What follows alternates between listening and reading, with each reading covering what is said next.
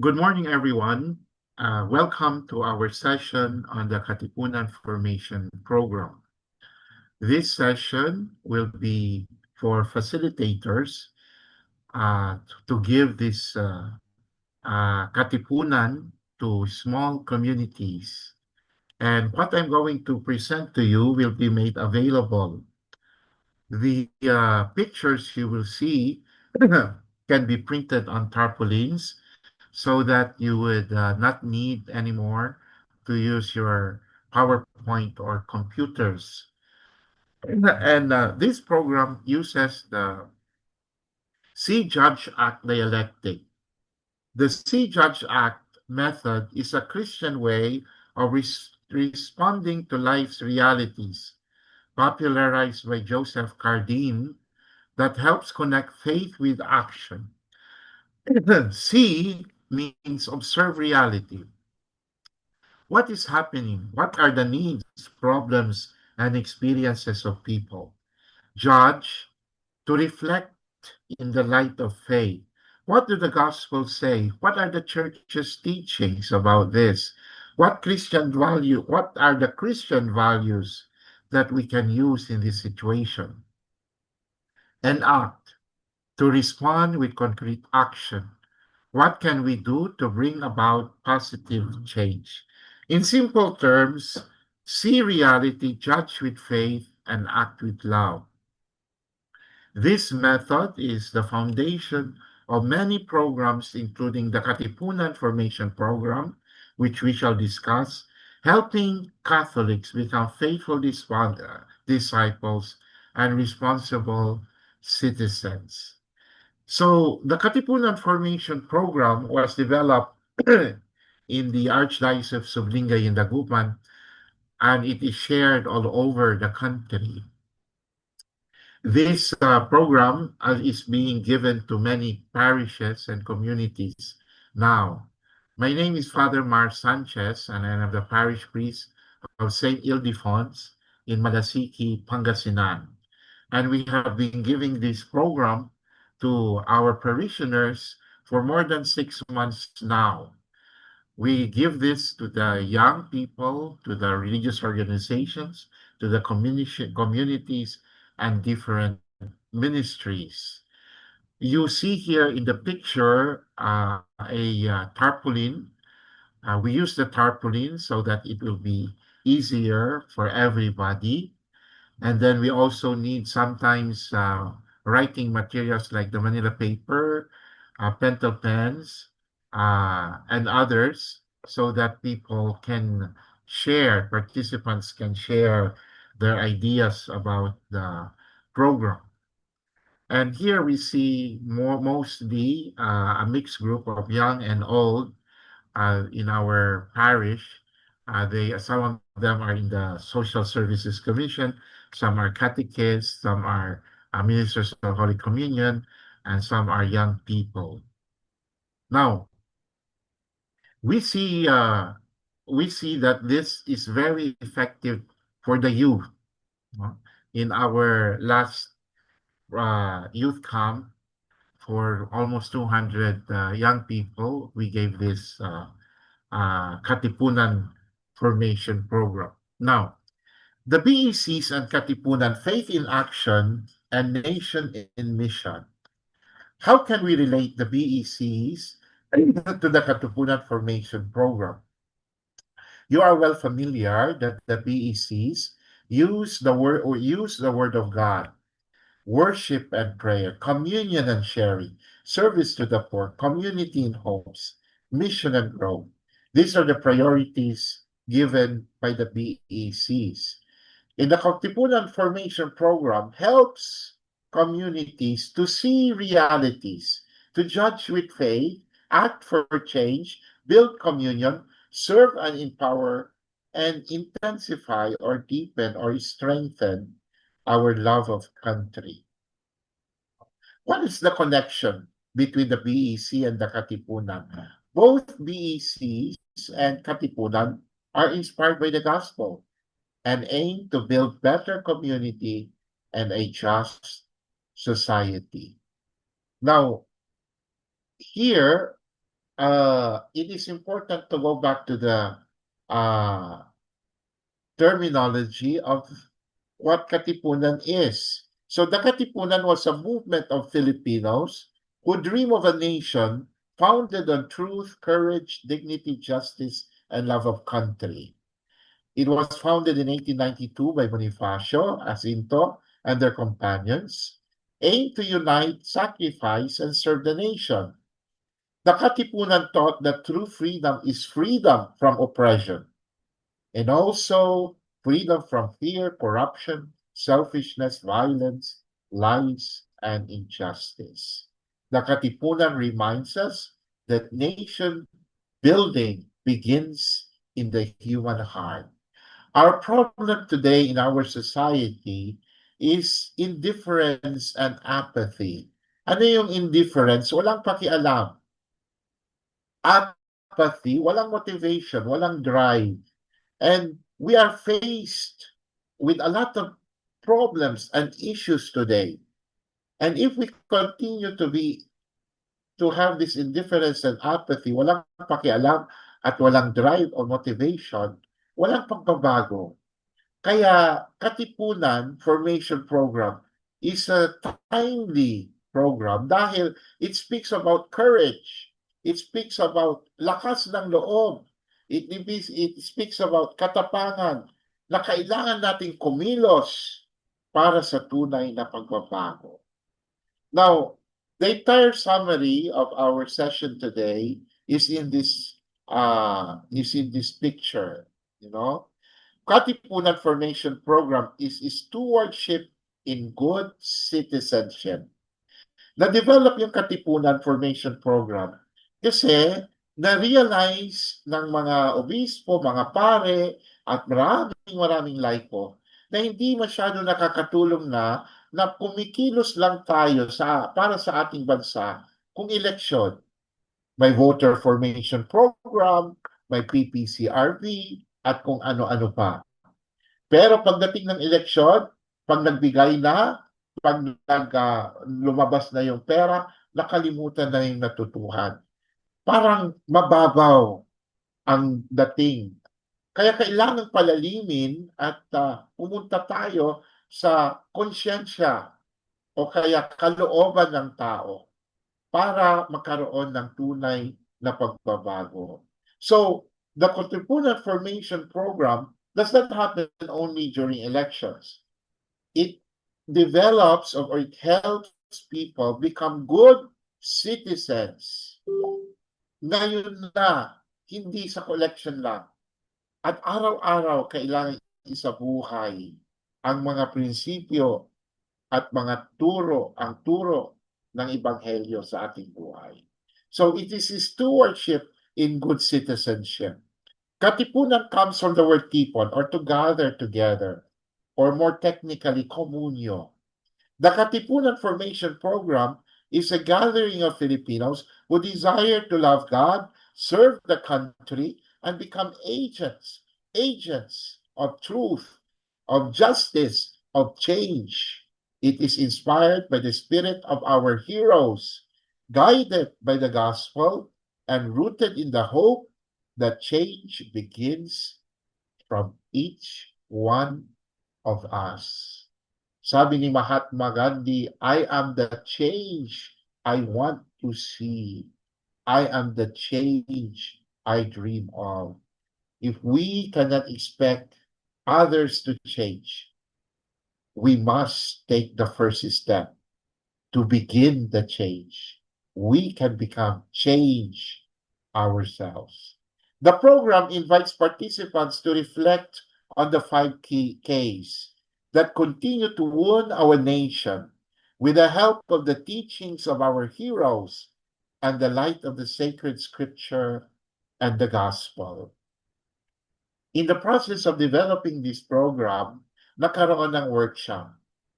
And the participants were given small sheets of paper and for them to write the issues or the problems we are facing now as Catholics, as Christians, as citizens, as Filipinos. And aside from many other things, Nung dinikit na yung mga maliliit na sheet sa wall, kinategorize. At ang nakita, itong 5 Ks ang pinakamalala o pinakamarami. What are the 5 Ks? Mga sugat na dapat gawing wakas. It's corruption. We'll talk about this. Pag-abuso sa kapangyarihan at pera para sa pansarili na kapakinyabangan. Kahirapan, poverty. Kakulangan sa batayang pangangailangan at oportunidad para sa dignidad ng bawat Pilipino. Kasinungalingan, deceit, treachery, fraud, pagsisinungaling, pagpapakalat ng mali at pagkabaluktot sa katotohanan. Kriminalidad, paglabag sa batas sa disiplina na sumisira sa buhay, pamilya at komunidad. At kataksilan, pagtataksil sa tiwala ng bayan, sa kapwa at sa dangal ng bansa. Katipunan is not merely a discussion program. It is a call to become truthful instead of silent, responsible instead of indifferent, hopeful instead of being cynical, and active builders of the common good. So, ito yung C na aspect. Titignan natin. Ngayon, how can we judge? No? It is not judgment, condemnation, hindi. Kung hindi evaluation, assessment, in the light of the Gospels, the inspiration of our heroes, in the light of the teachings, in the light of our informed conscience. Okay, so the Katipunan is really inspired by our heroes, guided by faith, rooted in love of country. Okay, so Jacinto, we will read the Katilya ng Katipunan, Apolinario Mabini, the True Decalogue, and the speeches and public statements on law and citizenship and nationhood by Quezon and other heroes. For example, we have the bravery of our Binalatongan heroes here in Pangasinan, Andres Malo and Juan de la Cruz Palaris. They really fought the Spaniards so that there will be independence, so that there will be autonomy in our land, and also for the sake of the poor. So, the Katipunan Formation Program is inspired by our heroes. Ngayon, ito yung judge aspect. Ano yung act? Paano tayo kikilos? At nagkaroon sa workshop kung anong gagawin natin. And with the help of our bishops and theologians, ano yung landas ng pagbabago? So we developed these 5 Ps. Ano yung 5 Ps? Una is prayer, panalangin. It is still the most powerful. Sa lahat ng ating problema, ang pinaka-powerful pa rin ay ang pagluhod, ang panalangin. Lumuhod sa Diyos sa araw-araw, simulan sa panalangin ang bawat adhikain at pagkilos. The second one is pagtutol, tumindig, laban sa mali, kasamaan at katiwalian. Huwag maging konsentidor. This is protest. You have prayer, you have protest. Panagutin, pressure, hingin at itaguyod ang pananagutan ng mga nasa katungkulan at ng bawat isa. Pressure them. And then, pagtabas, to prune, putulin at iwaksi ang bisyo at gawaing sumisira sa sarili, pamilya at lipunan.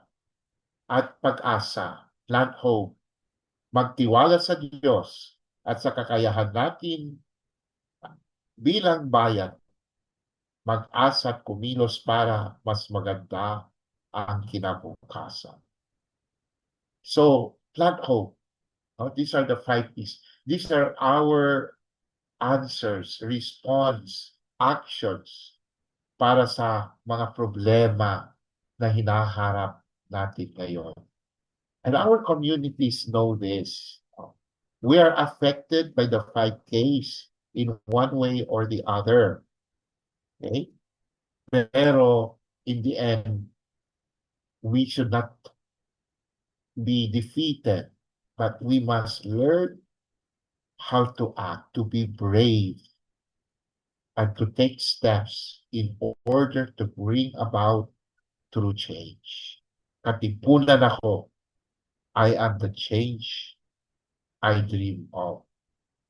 Tipon para sa katotohanan, katarungan, at dignidad ng bayan. Katipunan para sa Diyos, para sa bayan. So this is the summary of the entire program. Now we are going to discuss each of the 5 Ks. In our discussion today, we will already give the answers. Let us go to the first one. The first one is corruption.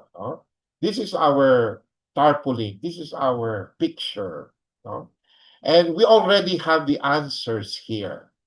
Now, it is up to our community servant leaders, to our sharers, our leader, our teachers, our guides, however we call them, to bring this, to bring this program to their consciousness, to their attention. Ngayon, when we talk about corruption, nandito na yung mga sagot. Siguro, ang una nating tatanungin for participation, what are our experiences of corruption? What are our experiences? May kwento na marami pang corrupt na bansa, hindi lang Pilipinas. Sa Singapore, meron daw corruption doon. Sabi nga nila, meron pero under the table, walang nakakakita. Yung isa naman, sabi nila, meron naman corruption sa India. Totoo yun, sabi nila. Hindi ko alam kung totoo talaga. Lantaran nga ang corruption doon. It's over the table. Lantaran kitang-kita. Sa Singapore, under the table. Sa India, over the table. Pero, believe pa rin tayo sa Pilipino. Sabi nila. Bakit? Kasi ang corruption sa atin mas malala. O pinakamalala. Hindi lang under the table, hindi lang over the table. Sa Pilipinas, including the table. That is how bad corruption is. My dear friends, what are our experiences of corruption? Yan. Let us ask our participants. And maybe they will say, lagay system. You know that. Ghost projects. Napaka-popular ngayon yan. Sabi ng isang politiko, magpapagawa tayo ng tulay dito. Sabi ng mga tao, wala po tayong ilog. Bakit tayo magpapatayo ng tulay? O sige, magpapatayo din tayo ng ilog dito. Ghost projects, wala naman. Padrino system, nakaw sa pundo, hindi patas na bidding, kahirapan dahil sa pandarambong. Ang korupsyon ay sumisira sa tiwala, nagdudulot ng hidwaan at humahad lang sa katarungan at tunay na pagbabago. Huwag pumikit sa katotohanan. Now, after seeing the situation of corruption, let us judge them. Let us assess, evaluate in the light of our heroes and the sacred scriptures. Okay? And our experience, our conscience. Sabi ng mga bayani, ang katapatan ay dangal ng bayan. Sabi ni Mabini, ang bayan ay uunlad kung may katotohanan at katarungan. Sabi ni Quezon, walang tunay na kalayaan kung may korupsyon. Well, the scriptures is very clear. Sa Exodus, thou shalt not steal. Sa John chapter 2, verses 15 to 16, Jesus drove out those exploiting the temple.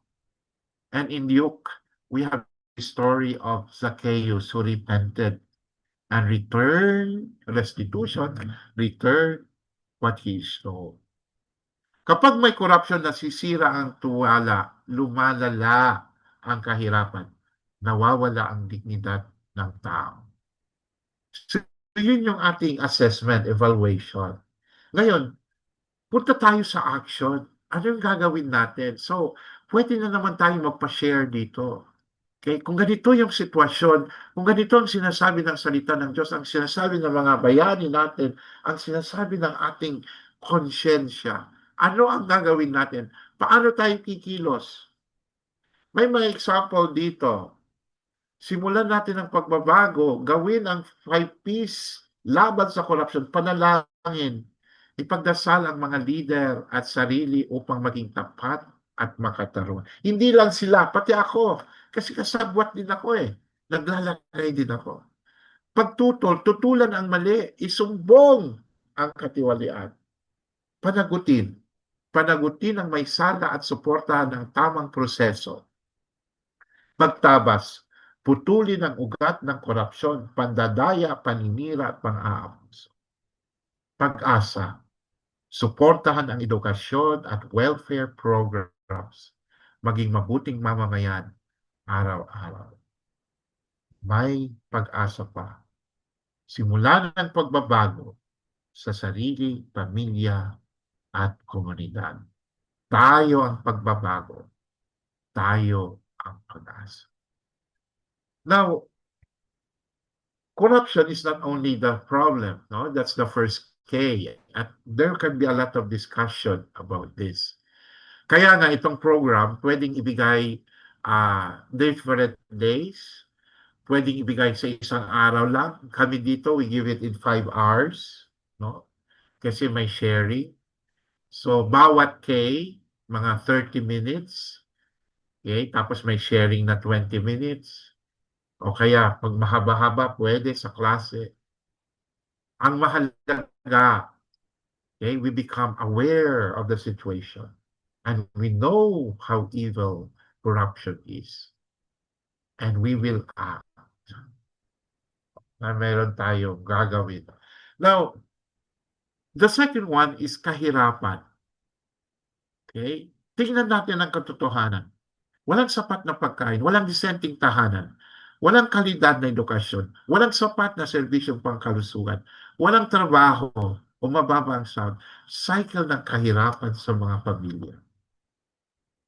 What are your experiences of kahirapan? Minsan, tinawag ako para sa sick call.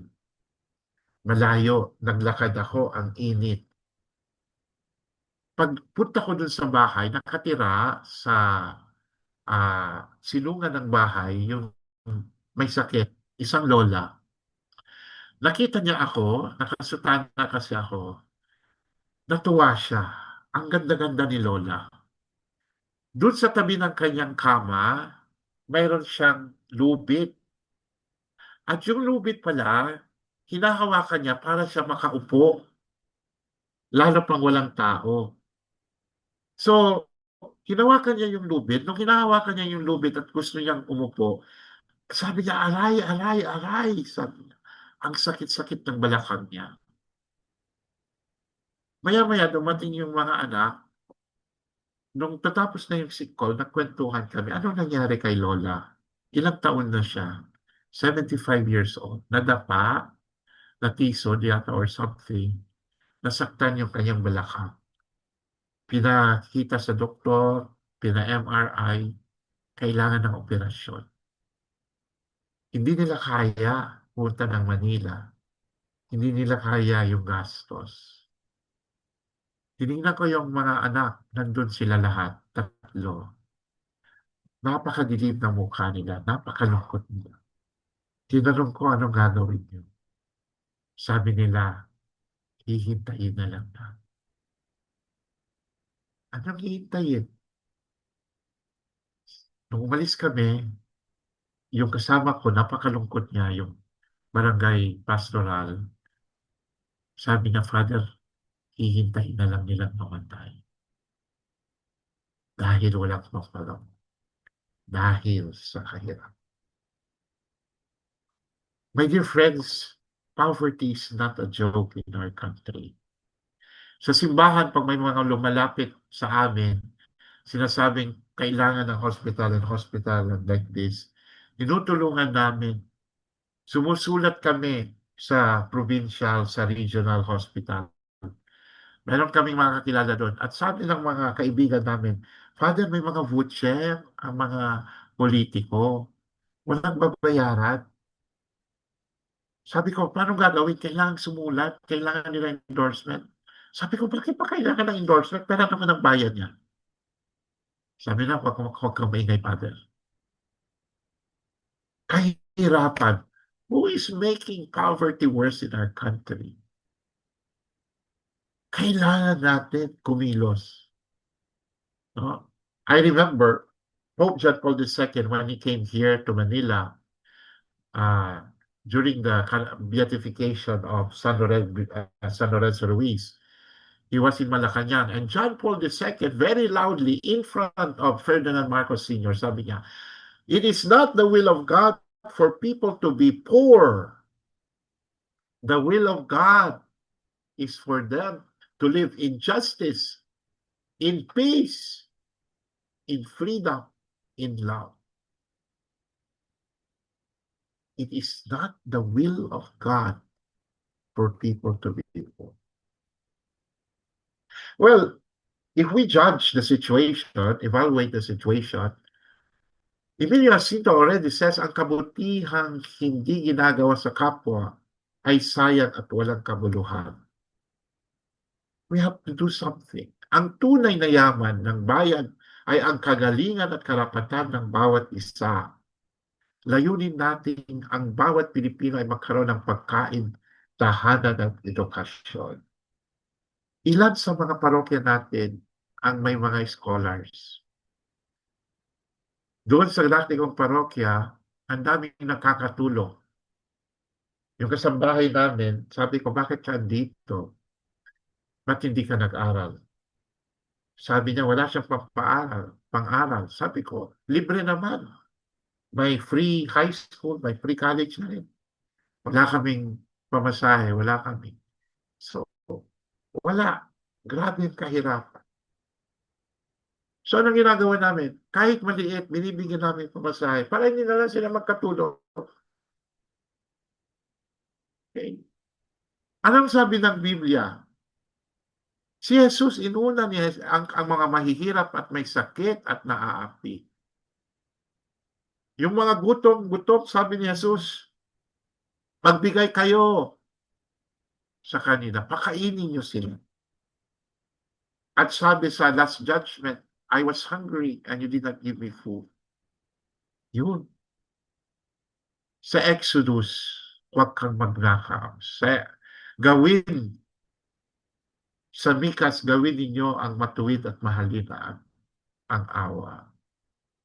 So what can we do in face of the tremendous poverty in our country? Manalangin, ipagdasal.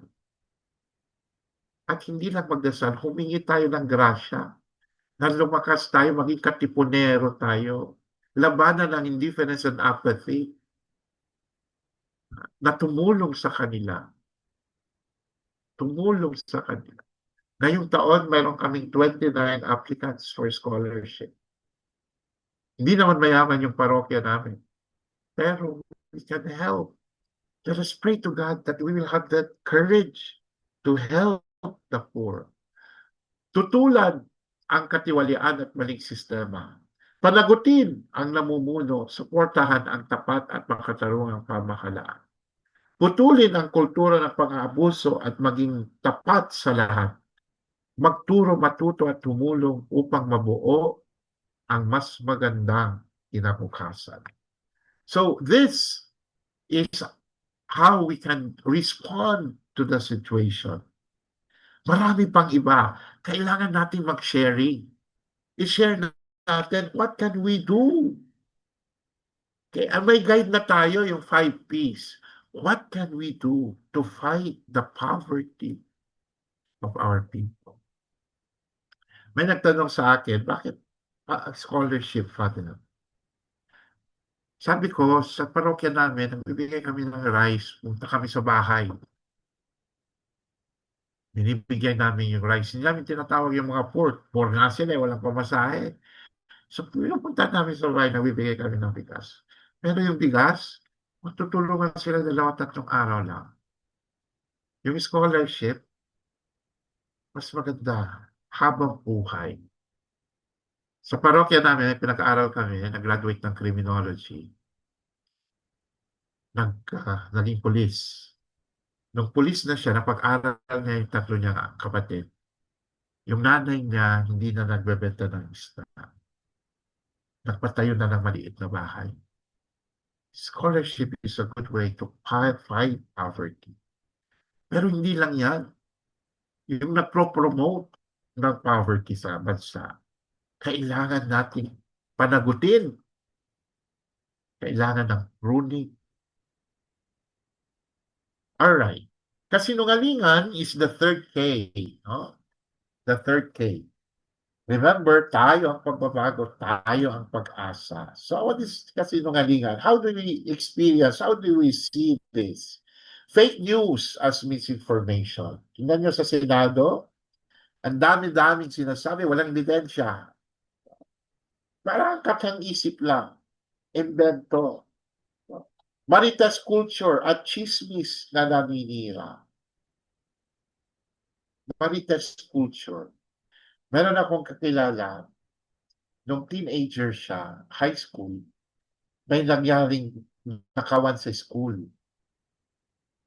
Hindi naman niya kasalanan, kaya lang siyang pinagbintangan. No? Ngayon, mga 14 na siya. Pag nakikita siya ng mga nanggaling sa school, mga contemporaries, ang immediately na sinasabi, o yun yung nagnakaw sa school natin. O yun yung nakaw. Yun ang upin. Sirang-sira siya. Okay? Bakit? Kasi sa kasinungalingan na in-spread. Okay? That's Marites culture. Chismis na nininira. Panloloko at pagpapanggap. Political at personal deception. Pagtatago at katotohanan para sa sariling kapakinabangan. Imagine harap-harapan tayong pinagsisinungalingan ng mga politiko. Ninakaw yan, hindi. Obvious. May ebidensya. Okay? So, kasinungalingan. Judge. Hatulan ayon sa salita ng Diyos. Anong sabi ng mga bayani? Ang gabay ng magaling na nagbubuhat sa pagpipita sarili ay hindi kabalitan. Tiyak ng kasinungalingan ay kaaway ng katarungan at ng sambayanan. Maging matapat sa pag-iisip, sa salita at sa gawa. Sabi ng Biblia, huwag kang magsinungaling sa iyong kapwa. That's the 8th commandment. Thou shalt not bear false witness against your neighbor. Ang kasinungalingan ay mula sa ama nito, ang Diablo. Okay? The king of lies. Hayaan ninyo ang iyong oo'y oo at yung hindi ay hindi. Ang kasinungalingan ay hindi lamang mali. Ito ay kasalanan. Sinasaktan nito ang kapwa at lumalayo sa Diyos na siyang katotohanan. So anong gagawin natin dito sa culture of lies? Culture of lying. Culture of lying. Yung mga fake news. Una sa lahat, manalangin. Ipagdasal ang pusong mahal ang katotohanan at ang lakas na umiwas sa kasinungalingan. Magtutol, protest, tutulan ang maling impormasyon at huwag ikalat ang chismis o fake news. Pag lumabas sa Facebook o social media, huwag nyo lang pansinin, huwag nyo i-click, huwag kayong mag-like, huwag kayong mag-angel sign. Kumikita sila. Pag may nakitang katotohanan, i-share yung tama. Panagutin ang sarili at suportahan ang mga leader na nagsisinungaling. Pagtabas, putulin ang ugat ng kasinungalingan, pandadaya, paninira, pagpapanggap, at pagsisinungaling. Pag-asa, maging tagapagtanggol ng katotohanan, makibahagi sa mga programang nagtataguyod ng kinabukasan. Let us live in the truth. Truth will set you free. hindi maikukubli ang katotohanan. You cannot hide a light under the bed. No? Kahit anong pagtakip sa katotohanan, kasinungalingan pa rin. No? Okay? So, this is another K, no? And a lot of people are suffering from fake news. Ang tawag nila cyberbullying ngayon. No? Nag-i-spread para makapanira ng ibang tao. Yung mga, you know, I met somebody, she showed me her wrist. May mga linya-linya sa wrist. At sabi ko, ano yan? Then she said, I was, cutting my wrist dahil gusto ko nang mamatay. Sabi nung teenager, iba. Sabi ko, bakit? Kasi sinira ako, binuli ako ng mga classmates. Saan? Paano? Sa Facebook. You know, social media is a gift, but it is also sometimes or oftentimes now used for deception or lies. Kaya kailangan nating pumilos, kailangan nating magtrabaho laban sa kasinungalingan. Nasa pang-apat na tayo na K. So yung una, korupsyon. Ang pangalawa, kahirapan. Ang pangatlo, kasinungalingan. Ito yung pang-apat, kataksilan. Ano yung experience natin ng kataksilan? Traidor ba yung isa pang salita nito? Diba pag tinawag taksil, masakit yun. Pagpapataksil sa tiwala ng bayan, pag-aabuso sa kapangyarihan, pera, at posisyon, pagtataksil yun. Pagpapakalat ng kasinungalingan at paninira, pagpapabaya sa bayan at sa kapakanan ng lahat, pagsisinungaling, panloloko, pandaraya. May mga taksil sa mag-asawa, may pagtataksil sa West Philippine Sea. Yung mga tinatawag nilang chinador, hindi ko alam kung tama yun. Okay? Pinagtataksilan nila ang sarili nilang bayan. Anong sabi ng mga bayani? Ang kabutihang hindi ginugugol sa kapwa ay sayang at walang kabuluhan. Tiyak na ang kasinungalingan ay kaaway ng katarungan at ng sambayanan. Ang paglilingkod sa bayan ay hindi pagpapayaman, kundi hindi pagsasakripisyo at katapatan.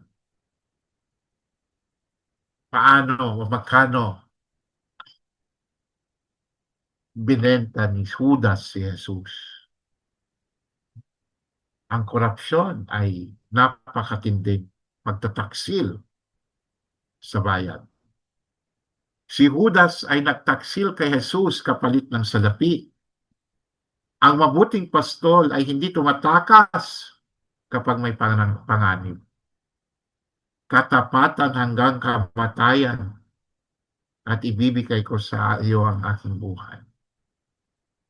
Katapatan. We have the greatest martyrs, I could say, si Pedro Calungsod, San Lorenzo Ruiz. Hindi nila pinagtaksilan ang kanilang pananampalataya. Ang sabi ni San Lorenzo Ruiz, Pilipinong-Pilipino, kahit na 1,000 man ang aking buhay, aking iaalay lahat sa Diyos. Tinorture siya. Okay. Tapos si Pedro Calungsod, si Diego San Vitores, gusto nilang patayin kasi sabi ng mga nandun sa Marianas Islands, yung mga binibinyagan, namamatay. Hindi nila naiintindihan. Pinagtanggol ni San Pedro kalungsod ng ating pananampalataya. Pinagtanggol niya si Father San Vitores. Okay, nung siya ay panain, pumunta siya para kunin yung pana para sa kanya. Hindi taksil. Hindi kaya magtaksil. Tayo, konti lang. Pwede na. In little things. No? Magtatawag ka na magsisimba, kukunti pumupunta, magtawag ka dahil may ayuda. Naku, madaling araw pa natin. Kayang-kaya nila bitawan ang kanilang pananampalataya. At ganoon din sa ating bansa. So anong gagawin natin? Panalangin. Ipagdasal ang mga leader at lingkod bayan. Pagdasal natin sila. Maging matuwid. Magtutol, tutulan ang mali at isumbong ang katiwalian. Panagutin ang mga may sala at suporta ng tamang proseso. Pagtabas, putulin ang kultura ng kasinungalingan, pandadaya, paninira at mga abuso. Pag-asa, maging tapat at makibahagi sa programang nagtataguyod ng kinabukasan. So, ano yung gagawin natin? Ito mga sample lang. No? So, dagdagan natin. Baka marami tayong maisip sa ating mga communities. Alright? Huwag pumikit sa kataksilan. Hatulan ayon sa katotohanan, kabutihan at salita ng Diyos. Simulan ang pagbabago sa sarili, pamilya at komunidad. Tayo ang pagbabago. Tayo ang pag-asa. Yung last, ito yung kriminalidad. Again, we are still using the dialectic. See, judge, and act. Tingnan natin ang katotohanan, karahasan at patayan, pagnanakaw at huldapan, pang-aabuso at bullying, illegal na droga, cybercrime at online scams, human trafficking, loose firearms, kulang na hustisya. Ang kriminalidad ay sumisira sa buhay, sa pamilya, sa komunidad at sa kinabukasan ng bayan. Ito'y sugat sa lipunan at hamon sa ating pananalitan. Nung panahon ni Duterte, panahon ng Tokhang, may kapitbahay kami na dating drug addict. Pero nagbago siya. Nung nag-asawa, nagbago na siya. Hindi na siya muling nag-drugs. Naging mabuting ama, may dalawa siyang anak. Kaya lang nung Tokhang, nakalista yung pangalan niya. Pinakahanap siya ng pulis, kaya nagtago siya. Isang araw umuwi kasi gusto makita ang asawa, ang mga anak. Natiktikan ng mga pulis, pinuntahan. Siyempre, natatakot kaya nagtatago. Pero nakita siya sa bahay, tinawag siya. Tinaas niya yung mga kamay niya. Hindi na po ako nag-drugs, matagal na po. Ngunit yung mga pulis walang awa. Sa harap ng dalawang anak ng asawa, binaril, pang! Namatay. Ano sa palagay niyo? Yung mga anak, okay lang. Ngayon, may mga psychological issues, mental issues. Tinanong ko, anong nangyari?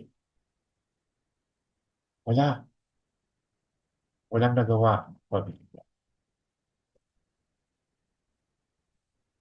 Simulan ang pagbabago. Gawin ang 5 Ps laban sa kriminalidad.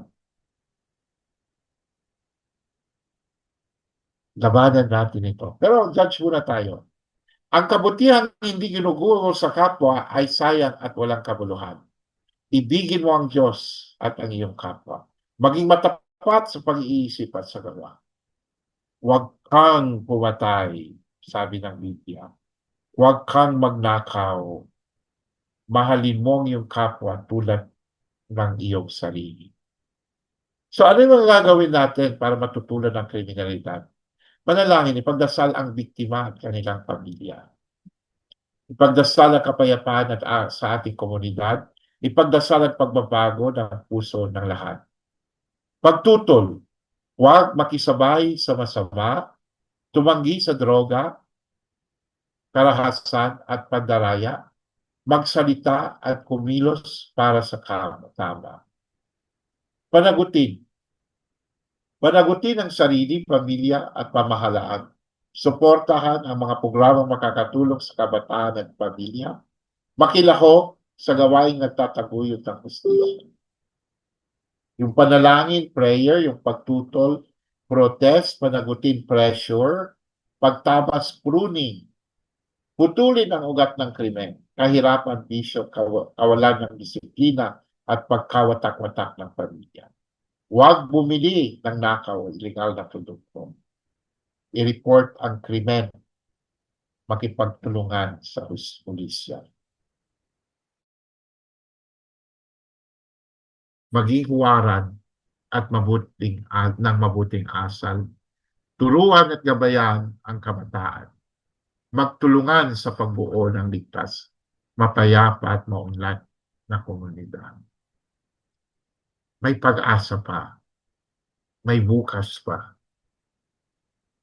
Alam nyo, isa sa mga problema ko dito sa parokya ko, yung mga tao, tapon ng tapon. Hindi lang dito yata eh. Marami ako nakikita mga bayan ganito. Nakataon dito sa amin, harap ng plaza, harap ng maraming ano. So, daming tao, daming estudyante. Kaya lang, nakikita ko, marami palagi, marami ang parking area, marami. Sabi, hindi ba marunong magtapon yung mga yan? Nandyan lahat sa kalsada, nandyan lahat sa gilid. So, ginagawa namin, una, mga seminarista, kasama ko, nagwawalis kami, gabi-gabi. Kaya lang, pag wala na yung mga seminarista, kung minsan ako na lang mag-isa, kaya nahiya naman ako. Tapos, kumuha na kami ng naglilinis. Ngayon, ang naglilinis gabi-gabi yung mga scholars. Kaya lang, maiinis ka eh, sa lahat ng araw, wala na kaming ginawa kundi maglinis. Hindi mo marunong magtapon. Dami naman naming basurahan, at hindi nagtatapon. Sinasabi namin, kinausap ko si Mayor, kinausap ko yung barangay captain, na maglagay ng mga basura, tapos maglagay tayo ng street sweepers, gano'n. Kaya lang wala pa rin. Kaya minsan, nung check ko yung budget, dami namin ginagastos, hindi naman kailangan yung magbayad ng mga naglilinis. Kaya lang, isang linggo, isang Sunday, nandun ako sa harap. Nihintay ko yung mga sakristan para magmisa. May isang tao, nagtapon. May nagtitinda ng sampagitan doon na bata. Tumakbo siya doon sa tao. Sabi niya, Mama, Mama. Sabi nung mama, bakit? Sabi ng bata, doon yung basurahan, no? Doon ko kayo magtapon, wag dyan. Nakita ko yung experience. Sabi ko, may pag-asa pa. May pag-asa pa. May mga nakakikita ng mali. Sabi ko, matigas ang ulo. Kakapagod. Pero yung bata, tinuruan ako. Magsusupo, may pag-asa.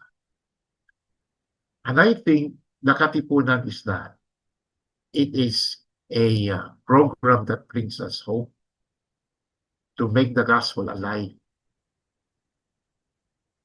It is difficult. Yung 5Ks, mahirap yan. Pero that little child teaches us. Mama, Mama, doon oh, yun yung tamang gawin. Mama, Mama. Yung bata, katipunero, matapang. Kaya niyang iwasto ang mali. So, I am here and I welcome questions afterwards. Maraming salamat po sa pakikinig. God bless you all.